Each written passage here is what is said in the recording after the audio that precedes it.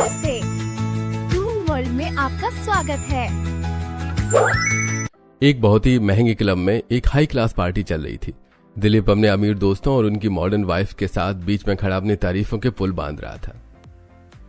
अरे यार, तुम लोग खुद ही देख लो, मेरी उम्र 60 के करीब है, लेकिन आज भी मार्केट में निकलता हूँ तो लोग मुझे 40 का समझते हैं। अपना तो पूरा अनिल कपूर वाला स्वैग है। तभी दिलीप की वाइफ वसुधा वहां आती है। वसुधा, तुम मेरे पास यहाँ क्यों आ गई? मैंने तुम्हें मना किया था ना कि पार्टी में तुम मेरे पास मत आना। वो मैं तो बस आपको देखने आ गई थी कि आपको कुछ चाहिए तो नहीं। मुझे तुमसे सिर्फ एक ही चीज चाहिए, दूरी। खुद को शीशे में देखा है कभी? एकदम जोकर लग रही हो इस साड़ी में। कितनी मोटी और भद्दी हो गई हो तुम। मेरे दोस्त क्या सोचेंगे कि इतने स्मार्ट और फिट आदमी की बीवी ऐसी गवार है। अरे चिल दिलीप, भाभी जो बेचारी पुराने जमाने की हैं, इसलिए ऐसी हैं। सीरियसली दिलीप, मुझे तो समझ नहीं आता कि तुम इनके साथ पब्लिक में कैसे एडजस्ट करते हो। She looks so outdated. तभी वसुधा खुद को शीशे में देखती है और सभी लोग जोर जोर से वसुधा पर हंसने लगते हैं। वसुधा ये सब देखकर बहुत दुखी हो जाती है और वहां से चली जाती है। अगले दिन दोपहर को दिलीप अपने रूम में सोफे पर बैठा लैपटॉप पर कुछ काम कर रहा था। तभी वसुधा कमरे में आती है। सुनिए, बहुत दिन हो गए हम दोनों कहीं बाहर नहीं गए। अगले हफ्ते दूसरे शहर में मेरे एक रिश्तेदार की बेटी की शादी है। आप भी चलिए ना मेरे साथ, बहुत मजा आएगा। इसी बहाने हम दोनों थोड़ा घूम भी लेंगे। मुझे डिस्टर्ब मत करो, मैं काम कर रहा हूँ। अरे चलिए ना, वहाँ सब लोग आपके बारे में पूछेंगे। हम दोनों साथ चलेंगे तो सबको कितना अच्छा लगेगा। Are you mad? मैं तुम्हारे साथ और उस शादी में जाऊंगा? नेवर। कल पार्टी में देखा था ना लोग तुम्हारे बारे में क्या बोल रहे थे। पर मैं तो आपकी पत्नी हूँ ना। अरे जो पत्नी बन के रहो, मेरी इज्जत का कबाड़ा मत करो। लुक एट मी, मेरी इतनी उम्र हो गई है पर मैं आज भी यंग लगता हूँ। और खुद को देखो, 80 साल की बुढ़िया लगती हो तुम। तुम्हारे साथ चलूंगा तो लोग मुझे तुम्हारा छोटा भाई समझेंगे। दिलीप की ये सब बातें सुनकर वसुधा दुखी होकर वहां से चली जाती है। अगली सुबह दिलीप ट्रैक सूट पहनकर जिम जाने के लिए निकल रहा था। तभी वसुधा चाय नाश्ता लेकर उसके पास आती है। कल रात आपने कुछ नहीं खाया था, मैंने आपके लिए गरम गरम नाश्ता बनाया, थोड़ा सा खाकर जाइए। दिलीप गुस्से में वसुधा से नाश्ता की प्लेट लेकर जमीन पर फेंक देता है। तो मैं कितनी बार बोला है कि मैं ये तेल वाला कचरा नहीं खाता। मैं डाइटिंग पर हूँ। अपना ये समोसा और कचौड़ी अपने पास रखो। मैं तो बस आपकी सेहत का। ओ प्लीज, अपना ये ड्रामा बंद करो। मैं समझ गया हूँ तुम्हारी चाल। तुम चाहती हो कि मैं भी ये सब खाकर तुम्हारी तरह एकदम भद्दा, मोटा और बदसूरत हो जाऊं, पर ऐसा नहीं होगा। लेकिन एक बात तो तय है कि अगर मैं तुम्हारे साथ रहा या तुम्हारे हाथ का ये जहर खाया तो मैं भी तुम जैसा बूढ़ा हो जाऊंगा। लेकिन मैं ऐसा नहीं करूंगा। और हाँ, दूर रहा करो अब तुम मेरे से। ये सब बोलकर दिलीप गुस्से में वहां से चला जाता है। अगले दिन दोपहर का समय था। हॉल में दिलीप और वसुधा अलग अलग सोफे पर बैठे थे। तभी घर का बड़ा बेटा ध्रुव और छोटा बेटा मोहित वहां आते हैं। उन दोनों के साथ में 2 लड़कियां भी थी। डैड, मॉम, सरप्राइज, ये तान्या है और हम दोनों ने शादी कर ली है। और मॉम, ये निधि है, मैंने अभी इससे शादी कर ली है। व्हाट? अरे तुम दोनों का दिमाग खराब हो गया है क्या? मेरी परमिशन के बिना, मुझसे बिना पूछे तुम दोनों इन लड़कियों से शादी कर ली और यहाँ ले आए। ये क्या कर दिया बच्चों? इतना बड़ा फैसला तुमने अकेले ही ले लिया। डैड, तान्या मेरी पसंद है और हम एक दूसरे से प्यार करते हैं। अगर आपको हमारा ये रिश्ता और हमारी पसंद मंजूर नहीं है तो कोई बात नहीं, हम अभी अपना सामान पैक करते हैं और इस घर को हमेशा के लिए छोड़कर चले जाते हैं। हाँ डैड, मैं भी निधि के साथ घर छोड़ दूंगा, फैसला आपको करना है। Stop it. घर छोड़ने की कोई जरूरत नहीं है। तुमने मेरी नाक तो काट ही दी है, अब तमाशा मत बनाओ। दिलीप ये कहकर गुस्से में वहां से चला जाता है। रात का समय हो जाता है। वसुधा ने दोनों बहुओं का गृह प्रवेश करवा दिया था। अब पूरा परिवार एक साथ डाइनिंग टेबल पर खाना खाने के लिए बैठा था। वसुधा सबके लिए खाना परोसने के बाद दिलीप के बिल्कुल बगल वाली कुर्सी पर बैठने लगती है। तुम यहाँ क्यों बैठ रही हो? वो यही कुर्सी खाली थी तो वहां कोने वाली कुर्सी पर जाकर बैठो। तुम्हारे पास बैठने से मुझे सफोकेशन होती है, दूर रहा करो मुझसे। वसुधा चुपचाप कोने वाली कुर्सी पर जाकर बैठ जाती है। देखो, अब तुम दोनों ने शादी कर ही ली है जैसे भी, लेकिन तुम्हारी शादी हो गई है। अब कल इसी घर में एक ग्रैंड रिसेप्शन पार्टी होगी। मैं अपने सारे वीआईपी दोस्तों को बुलाऊंगा और एक अच्छी पार्टी होगी। दिलीप की बात सुनकर सभी घर वाले खुश हो जाते हैं। अगले दिन रिसेप्शन पार्टी रखी जाती है। तान्या और निधि अपने अपने पतियों के साथ खड़ी थी और दिलीप अपने हाई क्लास दोस्तों के साथ खड़ा बातें कर रहा था। भाई कमाल है दिलीप, तुम्हारे दोनों बेटों की शादी भी हो गई और आज तुम भी इनके बड़े भाई लग रहे हो। इसका सीक्रेट क्या है यार? अरे कुछ नहीं यार, मैं बस डेली जिम और अच्छे से डाइटिंग करता हूँ। तभी वसुधा एक नॉर्मल साड़ी पहनकर वहां आती है और दिलीप के पास खड़ी हो जाती है। नमस्ते भाई साहब। Are you out of mind? तुम यहाँ मेरे दोस्तों के बीच क्यों घुस रही हो? मैंने तुम्हें कितनी बार कहा है कि मुझसे और मेरे दोस्तों से दूर रहा करो, लेकिन तुम्हें कुछ समझ नहीं आता। अब जाओ यहाँ से। वसुधा दुखी होकर वहां से चली जाती है। दूर खड़ी तानिया ये सब देख रही थी। ये कैसा बदतमीज इंसान है, अपनी ही बीवी को दोस्तों के सामने ऐसे जलील कर रहा है। ये अच्छा नहीं हो रहा है मम्मी जी के साथ। मुझे कुछ करना होगा मम्मी जी के लिए। कुछ समय बीत जाता है। रिसेप्शन पार्टी खत्म हो चुकी है। वसुधा अपने घर की छत पर खड़ी रो रही है। तभी तानिया वहां आती है। मम्मी जी रिलैक्स, आप क्यों रो रही हैं? आप क्यों उस इंसान के लिए आंसू बहा रही हैं जिसे आपकी कोई कद्र ही नहीं है? क्या करूं तानिया, तुम्हारे ससुर जी को मेरे लुक से ही नहीं, अब तो मेरे होने से भी नफरत है। मैं उनकी मॉडर्न दुनिया में कहीं फिट नहीं बैठती। तो फिर बैठिए ना मॉम, किसने रोका है आपको? डैड आपको इसलिए इग्नोर करते हैं क्योंकि आपने खुद को इग्नोर करना शुरू कर दिया है। मेरी मानिए, अपना ये ओल्ड स्कूल अवतार डस्टबिन में डालिए। कल से आप मेरे साथ जिम चलेंगी, योगा करेंगी, डाइटिंग करेंगी और ये बोरिंग साड़ियां छोड़कर मेरे जैसी अच्छी ट्रेंडी ड्रेस पहनेंगी। अरे पागल हो गई है क्या? इस उम्र में मैं ये सब करूंगी तो लोग क्या कहेंगे? लोग क्या कहेंगे? ये भी हम सोचेंगे तो फिर लोग क्या सोचेंगे? कम ऑन मॉम, एक बार कभी खुशी कभी गम की पू वाला एटीट्यूड लाइए। खुद के लिए जिएंगी, अपनी लाइफ एंजॉय करेंगी तो देखना डैड भी इम्प्रेस होकर आपके पीछे पीछे घूमेंगे। तानिया की बातें सुनकर वसुधा खुश हो जाती है और अगले ही दिन से वो तानिया के साथ जिम जाना शुरू कर देती है और साथ में अपने लुक्स पर भी ध्यान देती है। कुछ समय बीत जाता है। एक दिन वसुधा एक अच्छी ड्रेस पहनकर दिलीप के पास आती है। सुनिए, कैसी लग रही हूँ मैं? आज तो मैं भी आपके साथ पार्टी में चल सकती हूँ, है ना? अब तो मैं भी मॉडर्न हो गई हूँ। क्या है ये सब?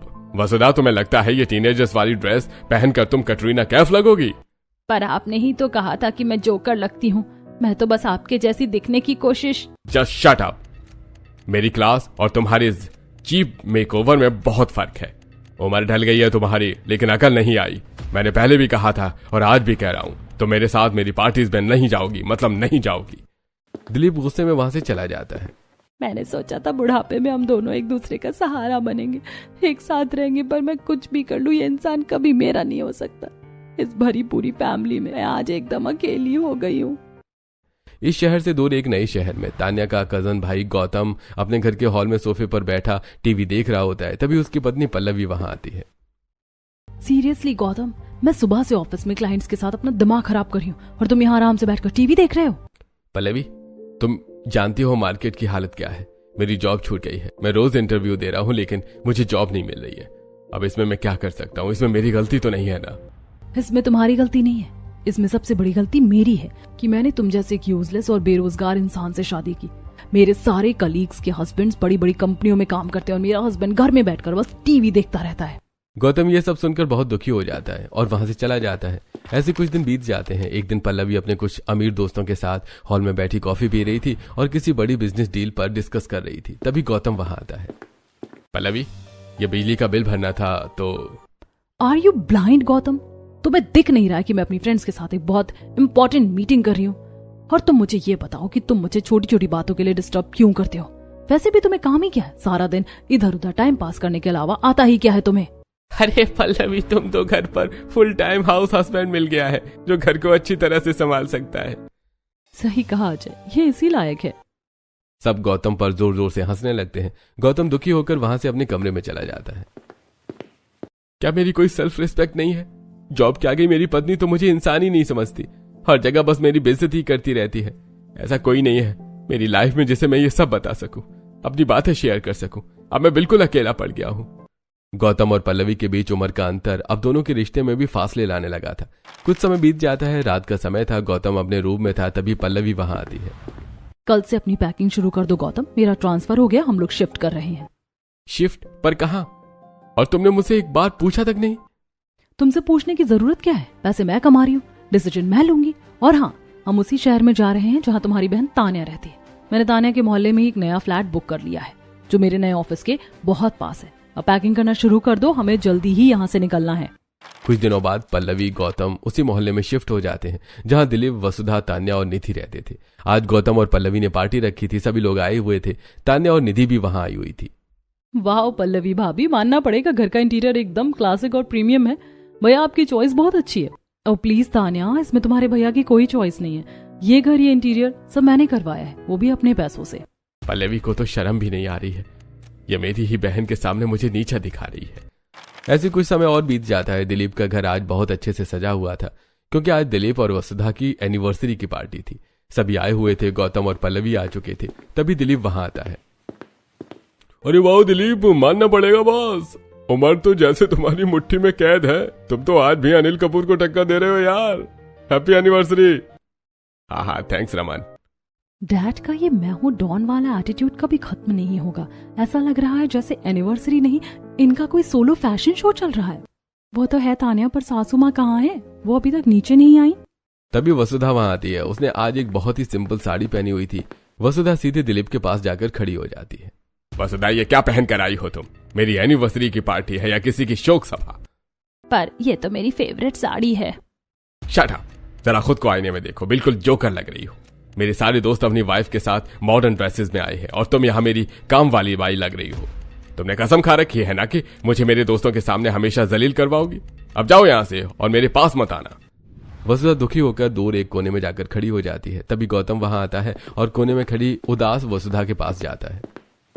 एक बात कहूं, सुंदरता की कीमत हर किसी को समझ नहीं आती। आप इस साड़ी में सच में बहुत ब्यूटीफुल लग रही हैं। और रही बात लोगों की, तो लोगों का तो काम ही है बोलना। नहीं हूँ मैं ब्यूटीफुल।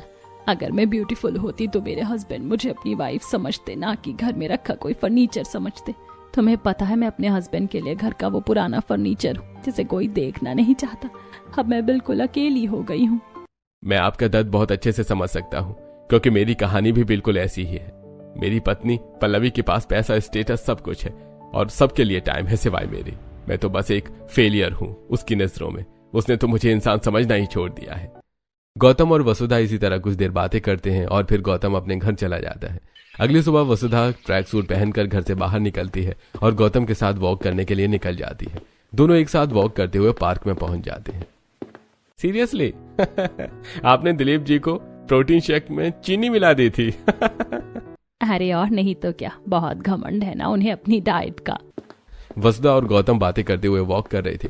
तभी निधि और तान्या उन्हें देख लेती हैं, जो कि पूजा करके मंदिर से लौट रही थी। तान्या वो देखो, सासू माँ और आपके गौतम भैया, ये दोनों यहाँ सुबह सुबह क्या कर रहे हैं? मॉम और गौतम भैया, और मॉम इतनी खुश। मैंने डैड के साथ भी मॉम को कभी इतना हंसते हुए नहीं देखा। निधि, मुझे तो कुछ गड़बड़ लग रही है। जरूर दाल में कुछ काला है। तान्या और निधि वहां से चली जाती हैं। शाम का समय हो चुका होता है। वसुधा अच्छे से तैयार होकर कहीं जा रही थी। तभी तान्या वसुधा को रोक देती है। क्या बात है मॉम, एकदम परफ्यूम वर्फ्यूम लगाकर कहाँ की तैयारी है? किसी स्पेशल किटी पार्टी में जा रही हो क्या? अरे नहीं तानिया, मैं तो बस ऐसी थोड़ा बाहर जा रही थी वॉक करने। आजकल हवा खाना बहुत जरूरी है ना सेहत के लिए, बस इसीलिए बाहर जा रही थी टहलने के लिए। वसुधा ये बोलकर जल्दी से वहां से चली जाती है। तान्या जल्दी से बाहर जाती है और चुपके से वसुधा को देखती है। वसुधा गौतम के साथ एक कार में बैठ रही थी। अनबिलीवेबल, मॉम ने मेरे मुंह पर इतना बड़ा झूठ बोला। हवा खाने का बहाना, मॉम गौतम भैया के साथ कार में जा रही है। पर कहाँ जा रही है मॉम गौतम भैया के साथ? और सबसे बड़ी बात, मुझसे छुपाने की क्या जरूरत थी? कुछ तो चल रहा है इन दोनों के बीच। वसुधा गौतम के साथ कार में बैठकर वहां से चली जाती है। कुछ समय बीत जाता है और रात हो जाती है। तान्या अपनी बालकनी में खड़ी फोन चला रही थी। तभी बाहर गौतम की कार आकर रुकती है और कार से वसुधा बाहर निकलती है और गौतम को बाय बोलकर घर के अंदर चली जाती है। हे भगवान, रात के 10:30 बजे भैया मॉम को ड्रॉप करने आए हैं और दोनों किस तरह हंस रहे थे। और मम्मी जी ने जाते जाते मुस्कुराते हुए भैया को बाय भी बोला। कुछ तो बड़ा लोचा चल रहा है इन दोनों के बीच। अब तो मुझे सीधा एसीपी प्रद्युमन बनना ही पड़ेगा और पता करना ही पड़ेगा कि आखिर क्या चल रहा है इन दोनों के बीच। दोपहर का समय था। एक जूस सेंटर पर वसुधा और गौतम एक टेबल पर आमने सामने बैठे जूस पी रहे थे और हंस रहे थे। तभी वहां तान्या और निधि आती हैं और वो दोनों वसुधा और गौतम को एक साथ देखकर वहीं रुक जाती हैं। निधि, उधर देख, हमारी सासू माँ और मेरा कजन भाई गौतम, ये दोनों यहाँ क्या कर रहे हैं? और मैंने पिछली कई दिनों से नोटिस किया, ये दोनों आजकल कुछ ज्यादा ही हम साथ साथ हैं वाले मोड में चल रहे हैं। तान्या, मुझे तो कुछ और ही लग रहा है। कहीं ऐसा तो नहीं है कि तुम्हारी भाई और हमारी सासू माँ का कोई चक्कर वक्कर तो नहीं चल रहा? शट अप निधि, मॉम की उम्र देख और गौतम भैया की उम्र देख। पर जिस तरह से दोनों एक दूसरे को देख रहे हैं और हंस रहे हैं, उससे तो ऐसा ही लगता है कि इन दोनों के बीच कुछ तो चल रहा है। कुछ देर बाद तान्या और निधि घर वापस आ जाती हैं और हॉल में बैठकर मैगजीन पढ़ने लगती हैं। तभी वसुधा मुस्कुराते हुए वहां आती है। क्या बात है मॉम, चेहरा एकदम ग्लो कर रहा है। वैसे कहाँ गई थी आप इतनी दोपहर में? अरे कहीं नहीं तान्या, वो बस घर में बैठे बैठे मन थोड़ा उदास हो रहा था तो सोचा भगवान के दर्शन कराऊं। मंदिर गई थी मैं, बस वहीं से आ रही हूँ। अच्छा, मंदिर गई थी, पर सासू माँ आपके हाथ में ना तो प्रसाद है ना माथे पर टीका। भगवान के दर्शन हुए या किसी और के? क्या निधि तुम भी ना, मैं थक गई हूँ, हम अपने कमरे में जा रही हूँ आराम करने। वसुधा जल्दी से वहां से चली जाती है। देख लिया, झूठ बोलते वक्त मॉम की आंखें कैसे ब्लिंक कर रही थी। हमें पता है कि आप कहाँ गई थी और किसके साथ गई थी। अगली सुबह तान्या और निधि घर की छत पर कपड़े डालने गई थी। तभी उनकी नजर नीचे पड़ती है। नीचे वसुधा ट्रैक सूट पहनकर गौतम के साथ मोहल्ले की जिम में जा रही थी। हे राम, अब तो ये दोनों साथ में जिम भी जाने लगे हैं। मेरा तो दिमाग ही खराब हो रहा है। हमारी सासू माँ को तो बिल्कुल शर्म नहीं आ रही कि इस उम्र में वो एक जवान लड़के के साथ ये सब कर रही हैं। अगर मोहल्ले वालों को पता चल गया तो क्या सोचेंगे लोग? हमारी तो नाक ही कट जाएगी मोहल्ले में। नाक तो मैं कटने नहीं दूंगी निधि। तो अब हम क्या करेंगे दीदी? अब हम बनेंगे जग्गा जासूस, और आज के बाद ये दोनों जहां जाएंगे हम परछाई बनकर इनके पीछे जाएंगे और सब कुछ पता करेंगे। अगली सुबह वसुधा अच्छे से तैयार होकर घर से बाहर निकलती है। तान्या और निधि भी चुपके से उसके पीछे लग जाती हैं। वसुधा चलकर गौतम के घर के बाहर जाती है। गौतम अपनी कार निकालता है। वसुधा उसमें बैठती है और कार वहां से चली जाती है। भैया जल्दी चलो, उस आगे वाली सफेद कार का पीछा करो। निधि और तान्या ऑटो में बैठकर वसुधा और गौतम की कार का पीछा करती हैं। कार एक योगा सेंटर के बाहर रुकती है। वसुधा और गौतम कार से उतरते हैं और योगा सेंटर के अंदर चले जाते हैं। निधि और तान्या योगा सेंटर के बाहर खड़े होकर गौतम और वसुधा का इंतजार करने लगती हैं। तान्या 1 घंटा हो गया ये अंदर योगा कर रहे हैं या कुछ और? मेरे तो पैरों में दर्द हो गया खड़े खड़े। तभी सेंटर का दरवाजा खुलता है। वसुधा और गौतम एकदम फ्रेश और हंसते हुए बाहर निकलते हैं और दोनों मुस्कुराते हुए कार में बैठकर वहां से चले जाते हैं। अभी ये दोनों कहाँ जा रहे हैं? निधि और तान्या फिर से गौतम और वसुधा की कार का पीछा करती है। कार एक पार्क के पास जाकर रुकती है। गौतम और वसुधा पार्क में बैठकर आइसक्रीम खाने लगते हैं। निधि और तान्या दूर खड़े होकर उन्हें देख रही थी। आई दैया, तान्या देखो कैसे दोनों साथ में आइसक्रीम खा रहे हैं। सासू माँ को ससुर जी का जरा भी ख्याल नहीं है। इस उम्र में भी अपने से आधे उम्र के लड़के के साथ चक्कर चला रही है। ये योगा वोगा तो बहाना है। मुझे तो चक्कर आ रहे हैं ये सब देखकर। सासू माँ को सच में शर्म नहीं आई ये सब करते हुए। शर्म को मारो गोली निधि, एविडेंस कलेक्ट करो। तान्या अपने फोन से वसुधा और गौतम की 3-4 फोटो क्लिक करती है। परफेक्ट, अब हमारे पास पक्के सबूत हैं। अब कोई ये नहीं कह सकता कि हम झूठ बोल रहे हैं। सासू माँ और मेरे कजन भाई का ये अफेयर अब सबके सामने आकर रहेगा। ऐसे कुछ समय बीत जाता है। दोपहर का समय था। तान्या और निधि हॉल में बैठी टीवी देख रही थी। तभी वसुधा अच्छे से तैयार होकर हॉल में आती है और बाहर जाने लगती है। अरे मॉम, इतनी रात को तैयार होकर कहाँ जा रही हैं आप? वो मैं बस ऐसे ही थोड़ा बाहर घूमने जा रही हूँ, ताजी हवा खाने। अरे सासू माँ, रात बहुत हो गई है, बाहर का माहौल बिल्कुल ठीक नहीं और ताजी हवा तो छत पर भी मिल जाएगी। आप मत जाइए ना। तुम दोनों मेरी फिक्र मत करो, मैं बच्ची नहीं हूँ, अपना ख्याल रख सकती हूँ। वसुधा जल्दी से वहां से चली जाती है। तान्या और निधि बिना एक पल गवाए वसुधा का पीछा करना शुरू कर देती हैं। वसुधा जाकर एक बड़े से मंदिर में पहुंचती है जहां गौतम पहले से खड़ा था। दोनों साथ में भगवान के दर्शन करते हैं और फिर मंदिर की सीढ़ियों पर बैठकर हंस हंस कर बातें करने लगते हैं। तान्या, भगवान के घर में भी इन्हें शर्म नहीं आ रही। मंदिर की सीढ़ियों को इन्होंने लवर्स पॉइंट बना दिया है। निधि, मुझे तो अपनी आंखों पर यकीन ही नहीं हो रहा। मेरा अपना कजन भाई और मेरी सासू माँ, छी छी छी छी छी, इन्हें शर्म नहीं आई ये सब करते हुए।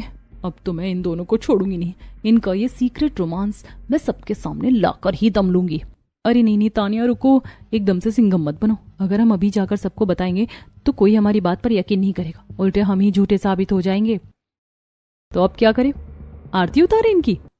अरे नहीं तान्या, अभी हम और पीछा करते हैं। जब तक एकदम रंगे हाथों वाला सॉलिड सबूत नहीं मिल जाता तब तक हम इनका पीछा करेंगे और सही समय आने का इंतजार करेंगे। अभी चलो यहाँ से निकलते हैं। निधि और तान्या वहां से चली जाती हैं। अगले दिन सुबह का समय था। वसुधा ट्रैक सूट पहनकर घर से बाहर जा रही थी। तान्या और निधि भी उसके पीछे लग जाती हैं। वसुधा एक प्लेग्राउंड के पास पहुंचती है जहां गौतम पहले से ही मौजूद था। दोनों साथ में अंदर चले जाते हैं और टेनिस खेलने में लग जाते हैं। हे राम तान्या, ये देखो सासू माँ तो सानिया मिर्जा बनी घूम रही है। इनफ इज इनफ, अब बहुत हो गया। अगर बाहर वाले किसी रिश्तेदार या डैड के दोस्त ने इन्हें ऐसे देख लिया तो हमारी तो सोसाइटी में बहुत गंदी बेइज्जती हो जाएगी। अब हम ये सब ध्रुव और मोहित को बताएंगे। इनका सच तो अब सामने आकर ही रहेगा। निधि और तान्या वहां से चली जाती हैं और सीधे अपने घर पहुंचती हैं। घर पर ध्रुव और मोहित सोफे पर बैठे टीवी देख रहे थे। टीवी छोड़ो ध्रुव, यहाँ रियल लाइफ में बहुत बड़ा गेम चल रहा है। तान्या अपने फोन से वसुधा और गौतम की वो आइसक्रीम वाली योगा वाली फोटोज दिखाती हैं। ध्रुव और मोहित एक पल के लिए फोटोज देखते हैं और फिर जोर जोर से हंसने लगते हैं।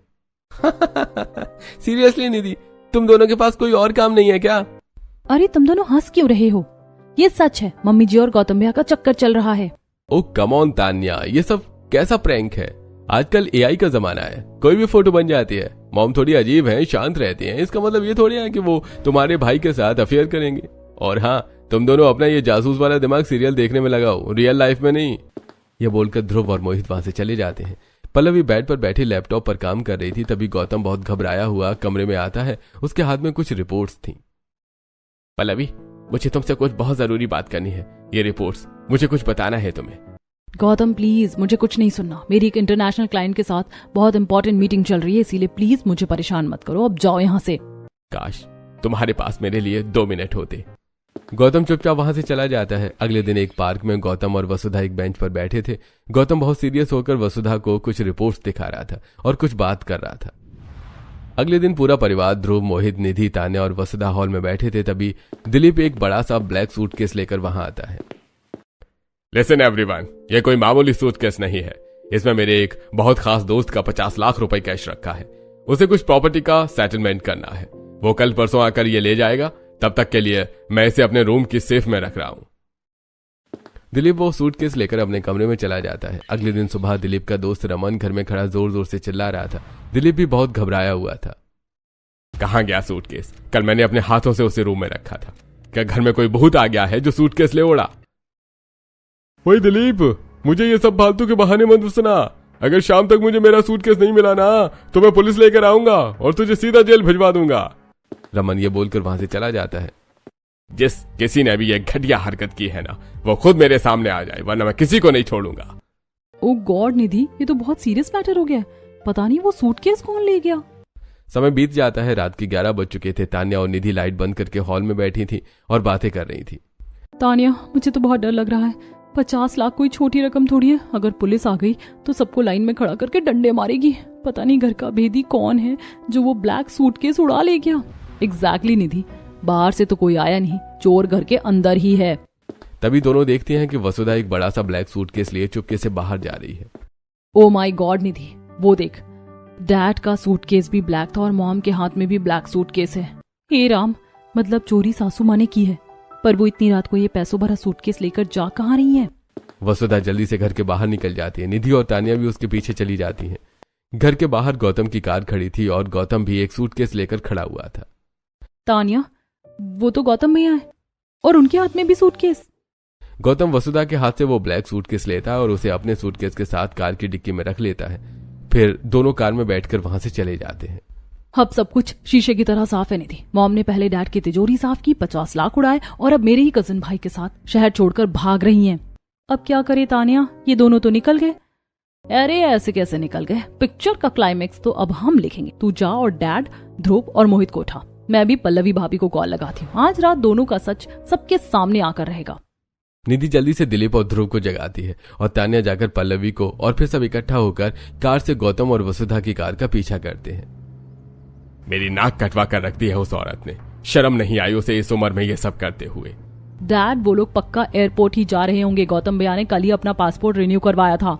गौतम और वसुधा की कार एयरपोर्ट के पास जाकर रुकती है। तभी वहां पर दिलीप की कार भी आ जाती है और जल्दी सभी कार से उतरते हैं। मुझे तुमसे यह उम्मीद नहीं थी वसुधा। तुम अपने से आधे उम्र के आदमी के साथ आशिकी लड़ा रही थी। शर्म नहीं आई तुम्हें ये सब करते हुए? आप क्या बोल रहे हैं? Shut up. तुम दोनों का ये गंदा नाटक अब खत्म हो चुका है। और तुम गौतम, माना कि तुम बेरोजगार हो, पर पैसों के लिए तुम इतने गिर जाओगे कि इस आउटडेटेड बूढ़ी औरत को फंसाकर इसके साथ भागने लगोगे। छी, मुझे तो घिन आ रही है ये सोचकर कि तुम मेरे पति हो। पल्लवी, तुम एक बार मेरी बात तो सुन लो। मैं तुम दोनों को नहीं छोड़ूंगा। मैं अभी पुलिस बुलाता हूँ और तुम दोनों को जेल भिजवाता हूँ। गौतम भैया, मुझे तो आज आपको अपना भाई कहते हुए भी शर्म आ रही है। दुनिया में क्या लड़कियों का अकाल पड़ गया था जो आपको मेरी सासू माँ ही मिली अफेयर चलाने के लिए। और मम्मी जी, हम तो आपको बहुत शरीफ समझते थे, पर आप तो एकदम मास्टरमाइंड निकली। बस बहुत हो गया आप लोगों का ये तमाशा। अपनी इस घटिया और गिरी हुई सोच को अपने पास रखिए। और दिलीप जी, आप बोल रहे हैं कि मुझे शर्म आनी चाहिए। अरे शर्म तो आपको आनी चाहिए जो अपनी 30 साल पुरानी पत्नी पर ऐसा घिनौना इल्जाम लगा रहे हैं। झूठ बोलने से कुछ नहीं होगा। सच सबके सामने है। हम सबने देखा है कि तुम दोनों भाग रहे थे शहर छोड़कर। हाँ पल्लवी, ये सच है कि हम शहर छोड़कर जा रहे थे, लेकिन इसके पीछे वजह भी है। वजह यह है कि मुझे खतरनाक बीमारी ब्लड कैंसर हो गया है अभी मैं फर्स्ट स्टेज पर हूँ। अगर तुरंत ट्रीटमेंट नहीं हुआ तो शायद मैं बचूं नहीं। मैं पिछले 15 दिन से वही रिपोर्ट्स तुम्हें दिखा रहा था, लेकिन तुम देखना ही नहीं चाह रही थी। मैंने कई बार बताने की कोशिश की, पर हर बार तुमने कहा कि तुम्हारे पास टाइम नहीं है, तुम बिजी हो। हाँ, जब इसकी पत्नी ने ही इसे मरने के लिए छोड़ दिया तो एक इंसान होने के नाते मैंने इसका साथ दिया। हम कहीं बाहर घूमने नहीं जा रहे थे, हम दूसरे शहर जा रहे थे जहाँ इस बीमारी का सही ट्रीटमेंट होता है। तान्या को अभी भी यकीन नहीं होता, इसलिए वो वसुधा का सूटकेस खोलती है, लेकिन उसे उसमें कुछ नहीं मिलता। सूटकेस में बस कुछ कपड़े और गौतम की मेडिकल रिपोर्ट्स थी। हम क्या करते? जब हम घर में हमारे अपने ही हमें इग्नोर कर रहे थे तो हमने बाहर एक दूसरे में अपनापन ढूंढा। हम कोई आशिकी नहीं लड़ा रहे थे। हम जिम जाते थे, योगा करते थे, मंदिर की सीढ़ियों पर बैठते थे, सिर्फ इसलिए ताकि इस घुटन से बाहर आकर थोड़ा रिलैक्स कर सकें, थोड़ा खुलकर हंस सकें और अपने दुखों को भुला सकें। हे भगवान, हमसे कितना बड़ा पाप हो गया। हमने अपनी ही माँ जैसी सासू माँ पर कितने गंदे इल्जाम लगाए और उनके बारे में कितना उल्टा सीधा सोचा। तभी वहां एक ऑटो आकर रुकता है और उसमें से मोहित रोता हुआ बाहर निकलता है और उसके हाथ में एक ब्लैक सूटकेस था। मुझे माफ कर दो डैड, मॉम को कुछ मत कहिए। वो सूटकेस मॉम ने नहीं, मैंने चुराया था। क्या तूने? पर क्यों? डैड, मुझ पर क्रिकेट सट्टे का बहुत बड़ा कर्ज हो गया था। वो लोग मुझे जान से मारने की धमकी दे रहे थे। जब आपने वो 50 लाख रुपए रखे तो मेरा लालच जाग गया। मैंने ही रात को वो सूटकेस चोरी किया था और सूटकेस में लेकर भाग ही रहा था, लेकिन मुझे ये सब नहीं हुआ और मैं भाग नहीं पाया, इसलिए मैं वापस आ गया। और ये रहा आपका सूटकेस, आप इसे रखिए। मैंने इसमें से एक पैसा भी नहीं लिया है। मैं अंधा हो गया था वसुधा, अपने फिटनेस और अपने झूठे रुतबे के घमंड में। मैंने एक हीरा खो दिया था। तुमने मेरे लिए पूरी जिंदगी निकाल दी और मैंने तुम्हें घर का पुराना फर्नीचर समझा। आई एम सॉरी, प्लीज मुझे एक आखिरी मौका दे दो। गौतम प्लीज मुझे माफ कर दो।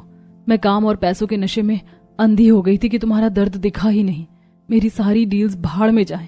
तुम मुझे छोड़कर मत जाना प्लीज। हम अभी शहर के बेस्ट डॉक्टर के पास चलेंगे और तुम्हारी बीमारी का इलाज करवाएंगे।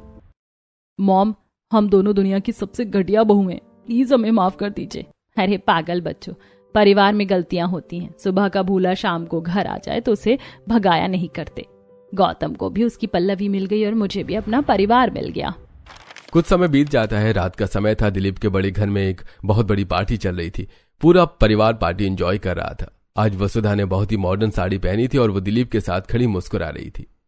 दोस्तों, ये मेरी प्यारी ब्यूटीफुल वाइफ वसुधा, इसके बिना तो मैं जीरो हूं यार। यही है मेरा सब कुछ।